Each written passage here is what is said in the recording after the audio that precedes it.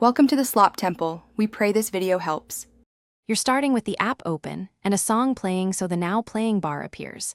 This is required to access the queue. Tap the bottom playback bar to expand the full player view because the queue button lives there. Once done, look for the queue icon, 3 stacked lines with a play indicator, or the 3-dot menu if your layout differs.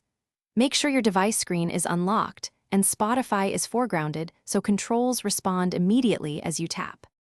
You should now see the queue overlay listing current and upcoming tracks. This shows what will play next and why. Scroll vertically to inspect details like song, artist, and source. Dragging a track up or down reorders playback, while swipe or tap the 3-dot menu removes items. If you use a collaborative playlist or cast device, the queue may show remote control indicators, so make sure you're controlling the right device. Once you finish editing, tapping outside the overlay, finish by closing the queue and confirming playback order in the full player. The next song should reflect your edits immediately. If it doesn't, make sure you're connected to the correct device and that offline mode or crossfade settings aren't overriding order.